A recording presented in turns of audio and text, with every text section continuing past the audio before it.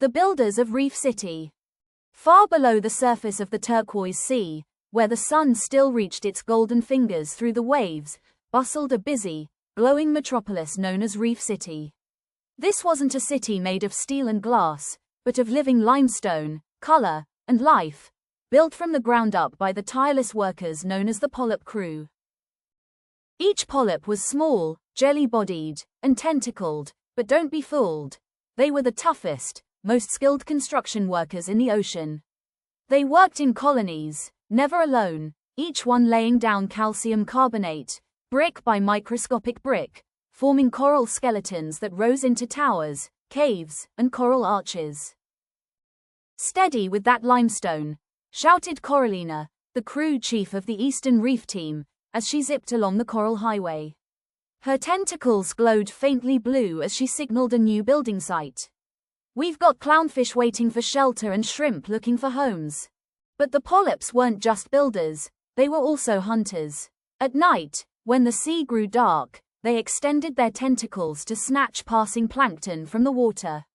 They were tiny predators, quietly capturing food with their stinging arms. Still, the real secret behind Reef City's beauty and success wasn't just the hard work of the polyps. It was their partnership with the glowing algae who lived inside them. The algae, known as Zoe the zooxanthellae, were like live-in chefs and solar panels. Polyp energy levels at 100%, Zoe would chirp after a good sunny day. Photosynthesis complete. In return for shelter inside the polyps' bodies, Zoe and her fellow algae provided them with food, sugars made from sunlight. It was the perfect symbiotic relationship. Both partners helped each other survive. But recently, something strange had started happening. A section of Reef City, known as the Coral Crescent, was beginning to turn ghostly white. Coralina swam over in alarm. "The reef's bleaching," murmured Zoe, hovering beside her. "The water's getting too warm. I can't stay in the polyps if it gets hotter. It's too dangerous." As Zoe and her algae friends fled the overheated coral, the polyps turned pale and weak without their symbiotic partners. Reef City was in crisis. "We've got to find out what's causing this," said Coralina.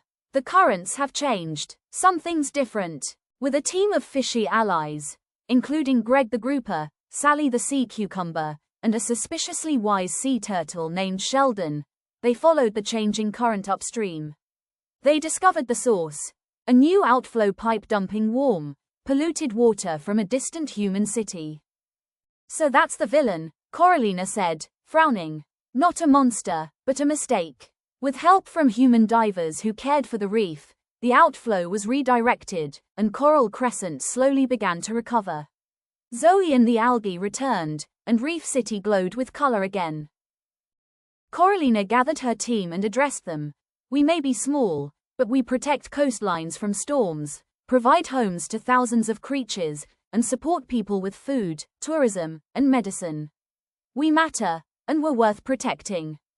And the little reef builders got back to work, tentacles busy, algae humming, and mystery solved. But their greatest mission wasn't just to build. It was to remind the world that every brick they laid made life better for the sea and the shore. Let us answer a few questions now.